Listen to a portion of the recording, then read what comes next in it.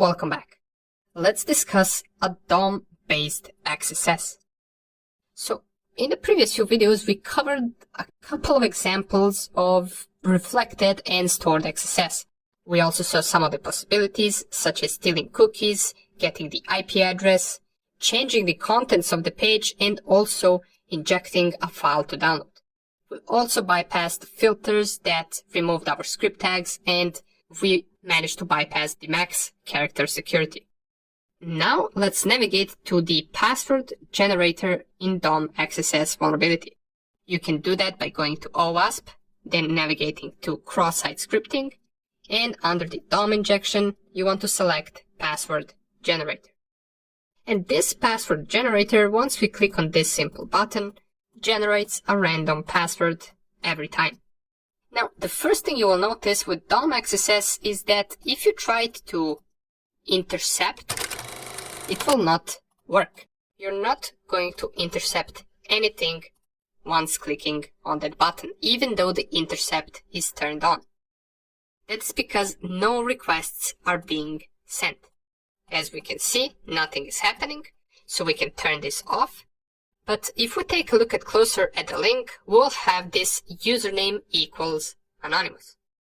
So let's try to inject it. If I type our usual alert function by opening script tags and closing script tags, press enter, it doesn't work.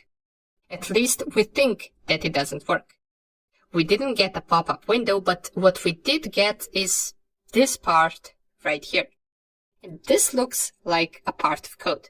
So let's try to find in the source code where exactly is this located. Let's open page source. And let's copy this, for example. And let's try to find it right here. We can't seem to find it. Let's try just finding it manually. Or we can try to find all of the alerts on this page. Here is one alert.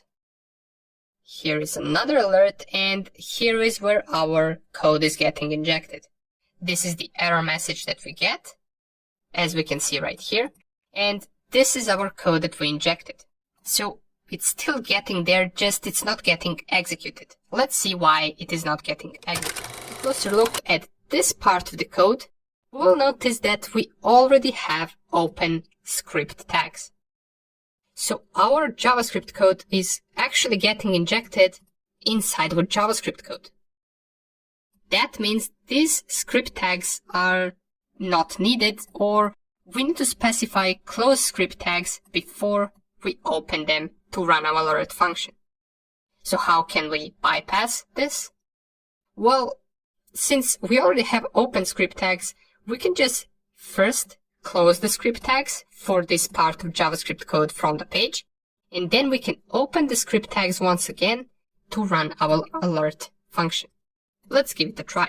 If I go to this page, I delete my previous payload. What I'm first going to do is I am first going to close the script tags.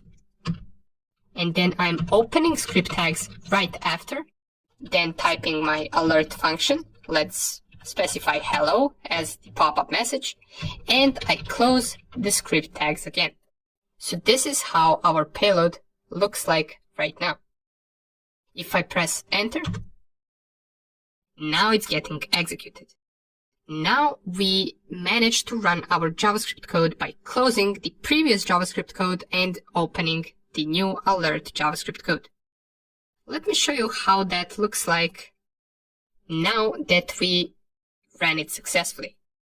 Let's try to find our alert function once again. And here it is.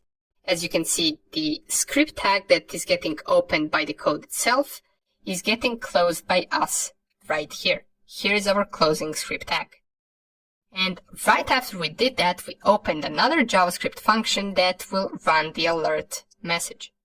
Then we closed it, and the thing that we see outputted right here as an error is actually a part right after we close our script, because this is no longer belonging to these JavaScript script tags.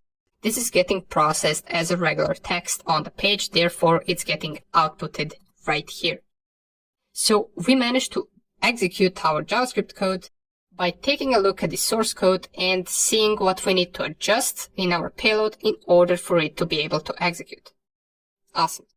Now that we did that, we're going to take a look at another example of XSS or a different example of XSS in the next lecture. Okay, we went through a bunch of different XSS attacks, but on our OS BWA machine, we have even more examples of different XSS possibilities, and if I were to choose on which of these applications that we have available, on which one we have the most examples of XSS, I would go with an application BWAP. On BWAP, we have most XSS examples, and I advise you to go through all of them just so you can practice this vulnerability even more. We're going to cover 2 or 3 at the beginning, and then I will let you go through the rest of the attacks. So we're already familiar with this app. We log in using B and Buck as username and password, and here we choose our vulnerability. If I scroll all the way down, here are all of the XSS attacks that this application offers. And they're all different. As we can see, this is an example of reflected GET request XSS. This is an example of post request XSS. We have JSON XSS, and we have a bunch of others as well. Towards the end, you even have some stored XSS examples. Let's start with first 3, and let's see how we can solve it. Let's click on reflected XSS, click on hack, and here's the application. So enter your first and last name. So let's enter first name test1, last name test2. We click on go. Nothing happens. The only thing that changes is that it prints out welcome test1, test2. So both of these fields get reflected on the page. We can try to inject both of them with alert script just to see if they both execute. So let's type alert, hello, and let's close our script. Click on go. And of course, we get 2 different pop-up windows for both of our alert functions. So both of these inputs are vulnerable to the XSS attack. Once you go through that one, we can navigate to the next one, which is post request XSS. And in this one, we get the same application, just if I type test1 and test2, we get the same output, but our parameters are not being sent within the link. So we will not be able to inject our JavaScript code inside the link. However, we can still inject it right here. Matter of fact, let's copy our previous code and let's click on go, and it will also execute twice on this page as well. So this was rather simple, but these are also the attacks that we already covered. But right now, I want to cover another attack with the XSS that we didn't encounter yet. And that is the XSS over JSON. So let's click on that one, click on hack, and this is the application that we get. So we have a single input. It says search for a movie. If we type in movie named test, we click on search, that is test 3 question marks. Sorry, we don't have that movie. What if we try to inject JavaScript code, our regular alert function? We click on search. It doesn't execute. But we do get this part of code right here. Let's go to the inspect element to see where exactly is our script on this page. So let's select this one. Here it is. So we have open script tags. We have var or variable JSON response string. And this could be a little bit hard to read. So let's go and open page source. Let's enlarge this just so we can see it a little bit better, and let's search for the alert function. And here is the script that we are trying to input. It's right here. But it's not executing. We have a similar example as in the previous video. This part of code that we see right here is the part of code that is being written on the page after we try to inject our script. So how can we make this execute?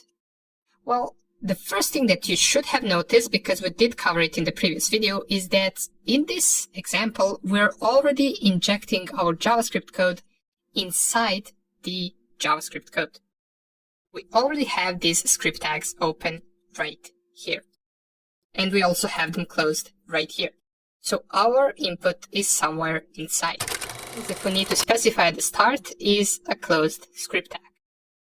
But we also have this variable right here that starts with single quote. Then we have curly brackets. We also have the square brackets, another curly brackets. And here where our input is, we have an open single quote.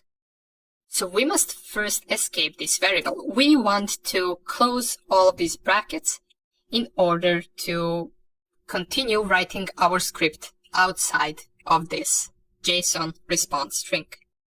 The easiest way that we can figure out which characters we need to specify at the beginning of our command is by going right here and simply copying these characters set. All of these characters are something that we need at the beginning. If we take a look at the source code, we will see that these characters are corresponding to the open brackets and also the double quotes right here and the single quotes right here. And we also have this semicolon at the end to replicate the end of the line that we have in JavaScript code. After that, we want to close our script tags since we are inside of the script, and we want to open another script tags. We can do that by running something like this. And then alert hello. And we close the script tags at the end. So this is our current payload. We have these brackets right here.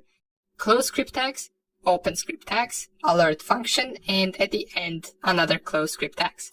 Let's click on search. And here it is. We finally got it to work.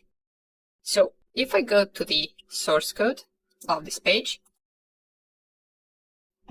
and I once again find the alert function, here is the JSON response string is getting closed with these brackets and the semicolon at the end of the line. And then we're injecting our JavaScript code after we close the previous script tags. Awesome. As you can see, there are a bunch of different examples as to how we can exploit XSS, and I advise you to continue with the other examples right here to really grasp the concept of this vulnerability. Nonetheless, thank you for watching, and I will see you in the next lecture.